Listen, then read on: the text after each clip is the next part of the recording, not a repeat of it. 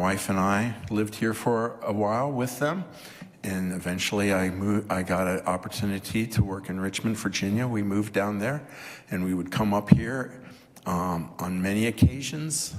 All through the year, we would come up, and my children would visit their grandma and grandpa, we used to live together in their little backyard cottage, and they got the opportunity to live with grandma and grandpa and see grandma and grandpa on a very regular basis. Grandpa was a very big part of their life. He loved children, and he loved his wife, and he loved his church, and he loved his church family. He loved his family, extended family, and he was a loving man.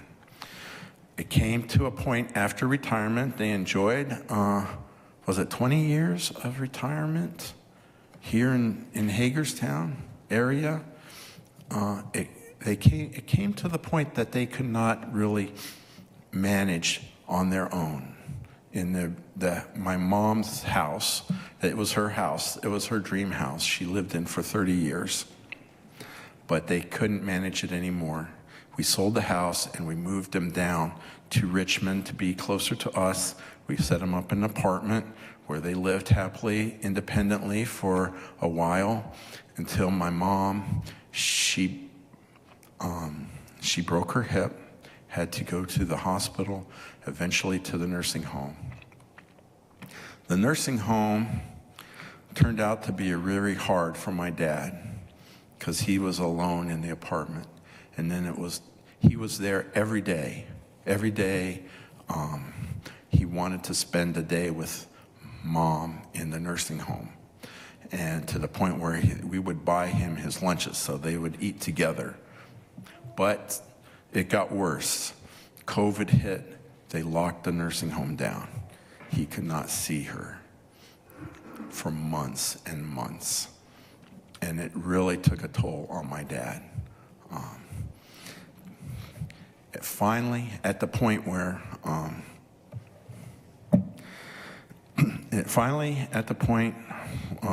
COVID sort of subsided all that time, he became more and more disoriented and unable to cope himself. And he called me once. And he said, I can't even get out of bed. He was having anxiety attacks. And we took him to the hospital. They diagnosed him with a dementia, memory problems, and he was eligible to go to the nursing home. He was able to move in with my mom in their room together. And that was the happy day for him and my mom when we brought him to that room and settled him down together with my mom. They lived over a year. Was it 2 years? 3 years. 3 years together in that nursing home they had. We saw them regularly, and it was sad to see their slow cognitive decline. But my dad, it was interesting how his memory worked, how he lost the early memory. He lost the memory of being in the apartment. He lost the memory of being in the house here in Hagerstown. He lost his memory about his career. He started talking more about his military service, and that's where we heard a lot of his stories. He started just obsessing about talking about that. Finally, that faded away. He started talking about his days in Cleveland, growing up, his friends. He wanted to go back and see the friends he played with in the street and his old home. The home is long gone. But in his memory, that's what he remembered until it finally faded away. The last thing he still had was his love for Sammy. Every day, all day, they were together and they loved on each other. And that was how it went. to the very end, he slowed down. He got to the point where he couldn't talk. And finally, it came to the end. And it was literally his last breath. He was with his mom, my mom, Sammy. And that's how he lived his life. That's how he lived his life. That was a full Seventh-day Adventist Christian life. Loving his wife, loving his children, loving his family, loving his church family, and those were all you people here. And he loved his country. That's what I know, and that's what I want to leave with you. This is what my dad was. Thank you so much for letting me speak.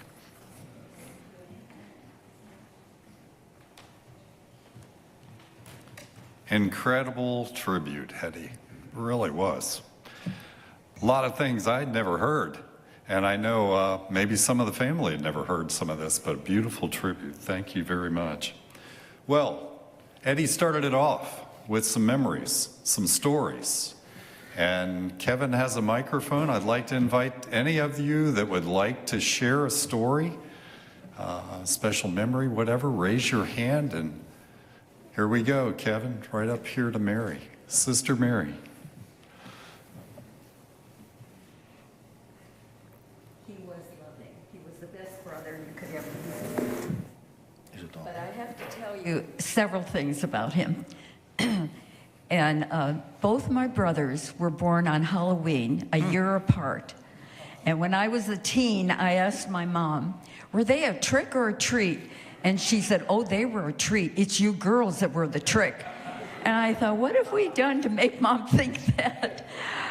But when I was about, I think maybe 2.5 or 3, as Ed said, he was saying, we lived in Cleveland, but we had friends who had a farm outside of Cleveland, and so we would go over to visit them on a Sunday after church. We were Catholics at that time. And of course, they had chickens for dinner, and they killed the chickens, you know, it was all fresh. And George found the chicken with the head off, and his wings were going a mile a minute. He chased Ed with it, and Ed chased me with it. And I went into screaming Mimis.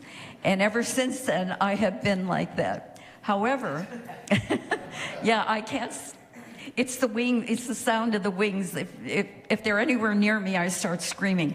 Well, I have to tell you what happened about 10 years ago. Vicki was visiting her daughter in Vienna, Virginia, and I was getting ready for bed. It was about 11 o'clock, and I went down the hall to my bedroom, and something flew over my head, and I started screaming. That was before I had a cell phone. And so my bedroom was at the end of the hall. Vicky's on the left, and then we have a den, another bedroom on the right, but we use it as a den. And that's where the phone was. So I ran in there, closed the door, and now remember, it's 11 o'clock at night, and I called Ed. Who else? Ed, you can't believe there's a bird in my head. Well, it happened to be a bat. It flew over my head, and I'm in the den, and he said, just stay there, I'll be right there. He came over, he said, stay in their room. So he came over, and he couldn't find it. So he knocked on the door, he said, come on out. He must have flown back out again. So he said, just go in your room and close the door. The very next night, it happened again. And I go screaming into the den, called him up, and I said, Ed, it's here. The bird is still here. I think it's a bat. And he goes, listen, is he in your room? And I said, well, I think he flew back out. Go in your room, close the door. I'll be there in the morning. So he came the next morning, and I stayed in my room. He came the next morning, and he found it on the drapes on the dining room door where that goes out into the patio. And he called me and he said, I got it. And he had it in his hand. He had these big men's work gloves on. He had it. And he said, you want to see it? I said, no, just get it out of my house. But he was like that. If you needed him, he was right there. He helped Vicki and I so much. He could do the plumbing and the electric. He could do everything. And he was the most loving, loving man. And my Kathy said, she's in Paraguay, as you know, she said, Mom, please be sure to tell them how much he loved us kids. She said he would play horsey, horsey. He would put you on his legs and then bounce you up and down and then open his leg and you'd fall through. So she said, you have to tell him about that. All the little ones had that experience with him. Anyway, I'm waiting for Jesus to come because he was one loving, loving man who loved the Lord. Amen. Amen. Someone else. Well, how many of you had horsey, horsey? I think, okay. Lou, you had horsey, horsey? No. Of course. All right. Anybody else like to share? How was it? Cool. Ah, love it. That's the Peter Cottontail. Here comes Peter Cottontail. Love it. Somebody else. Up, Renee over here. Well, I knew him as my grandpa, and he was every bit of what a grandpa should be. He was funny, he was kind, he was wise. We absolutely knew that he loved us, and we loved him too. I have memories of horsey, horsey, and here comes Peter Cottontail bouncing around the house with him. He would also do fun things like take us driving in his pickup truck. Out by their house, there's a series of bumps in the road where the road goes down pretty steeply. He would rev up that pickup truck and we'd fly over those bumps and we'd get some air, and it was the best thing. Another time he would let us microwave marshmallows. We watched them grow bigger and bigger in the microwave until they would, reach a certain, we found the sweet spot of exactly how long, to microwave them to get them as big as possible without burning them. And he was always the person that could sneak you a Hershey's Kiss at any time, always had sweets and candy on him. Whenever I saw him, the first thing he would do is ask me to tell him all of my adventures. And at first I would say, I don't have any adventures, because adventures is what happens to people in the movies. You see all kinds of crazy stuff, that's not happening to me. But he would say, no, you have adventures, tell me about them. And so, I would tell him about how I started school, or maybe something I played on the piano, and he would say, yeah, those are adventures. And over the years, little by little, I started to see life that way. And long after he stopped asking me, tell me your adventures, I found myself thinking about all the things that happen in life as an adventure. The good things are adventures, the bad things are adventures, the daily things are adventures. You can always think of your life as a story that's being told. And that's one of the things that he left with me. And when he meets us in the clouds, I can't wait to tell him how the rest of the story went. Thank you, Renee. Someone else. Over here, Kevin. I hope somebody tells the story of Ed and Sammy's house. Wasn't that on a railroad track? And you guys stayed in the cottage closer to the railroad track, right? So, please. I just wanted to add to the horsey. He was my Uncle Ed. He's my Uncle Ed. And, of course, he did the horsies with me, too. And I passed that on to my kids and my grandkids. And I think of him when I did the horsey with them. And I just want to say what a kind and loving uncle he was. You could see it in his eyes. He was always, always caring and loving. And I think the Adventist education carried on to my family. My father was in the military, and we didn't get to see them a lot. But when he moved to Tennessee, we were there too, and I think he helped convince my parents to send us to the Highland Academy there. And so he contributed to our Adventist education too. So I just want to share that. Very nice. Hetty.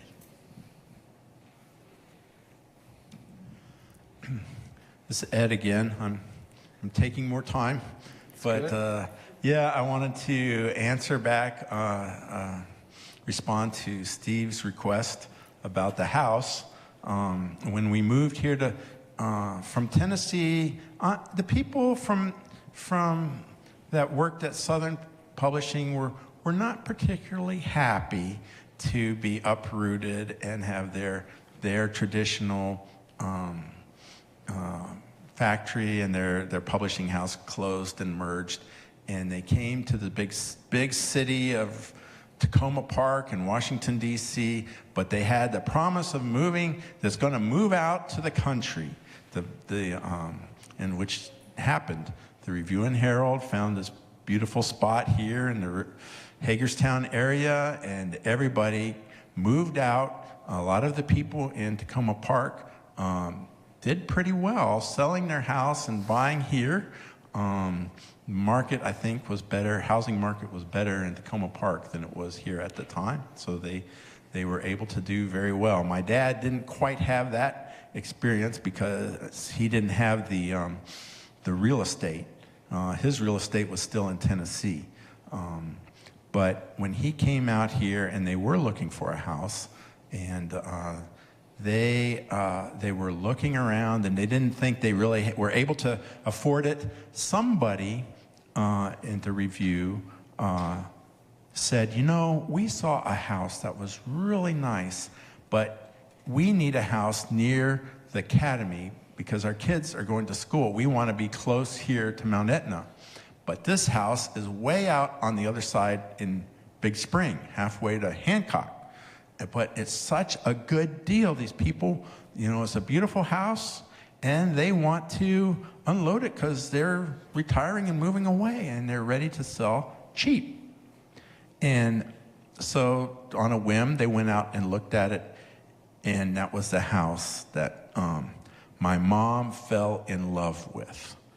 You know, of all the houses, it was like the dream house she would have wanted as a child, but she never had. You know, they never had a nice house. And this house was this big, beautiful house. It was out in Big Spring. It was right by the railroad track.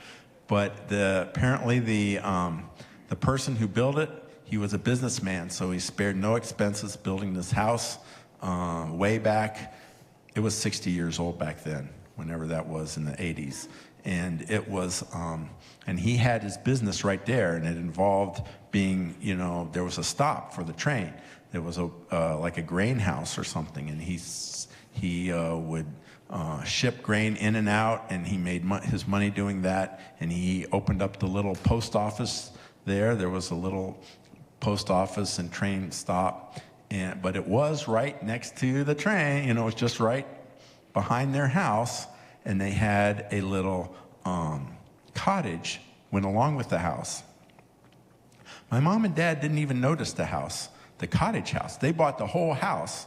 My mom, you know, it turned out that they could afford it. They could get a VA loan again, and then they found out about this little cottage in the back. And this cottage turned out to be a kind of a handy place. They rented to their friends. They rented to Aunt Vicky, I think, at one point. They rented and they rented to me and our little family and we could live right behind Grandma and Grandpa and got to enjoy, you know, we could have our little house, but we could go over and enjoy the big house and Grandma and Grandpa and Grandma's cooking and her piano. But the train would rattle the windows when it went by. And my son, he was amazed at that train. He would hear it coming, and he would have to get up and go watch the train go by. And for me, I mean, at first it was noisy. You got used to it, and I didn't even notice it. But that was the blessing. They were there over 30 years. That was my mom's dream house. She would not have, you know, we had to pull her out of there. She didn't want to go, but she had to. But that was the house by the train track. Thank you for sharing that. Who else? I'll also add to that house, there's a lot of Okay. memories. And when I was my daughter's age, we would always come and visit and spend time in that house. And yeah, you didn't notice the trains after a while. You got used to them. But I remember the little fish pond back there, and then they would have that really nice garden in the back, and they had that really nice screened-in porch, and sometimes there were bunnies and different, I think mostly bunnies that I remember on the back porch. And then we had so many Thanksgivings and Christmases there. And we would have, we'd have all the tables. We have the main table there in the dining room, the formal dining room, and then we would expand out onto the front enclosed glass front porch and be able to have all the kids out there, the younger cousins, and out on the front porch, and lots of really good memories. And then I also have a lot of memories of going down into the den and watching he always had a Western on there, watching in the den, and he would always, like any type of PDA, he would always like, close your eyes and like cover my eyes. Anyway, such a great uncle. Lots of good memories. Thank you, Angela. Anyone else?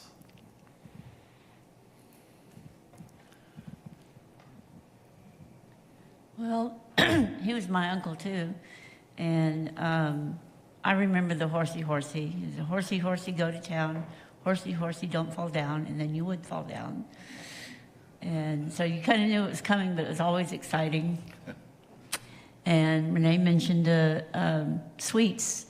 He had pockets of, candy.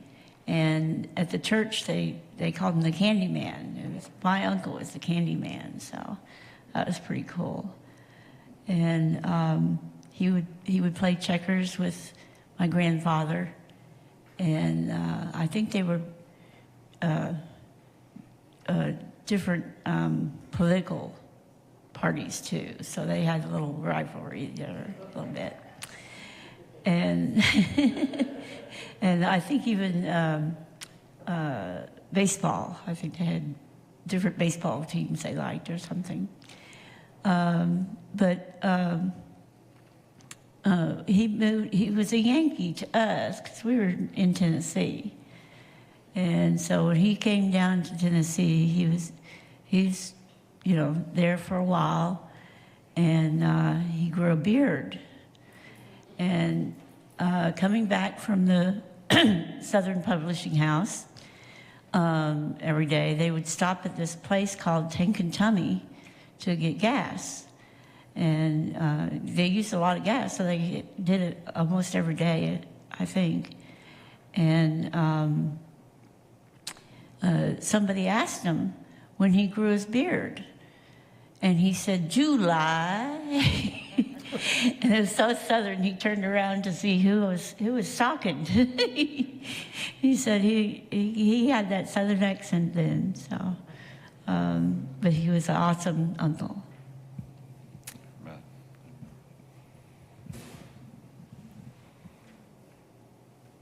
Anyone else? Mark Thomas in the back.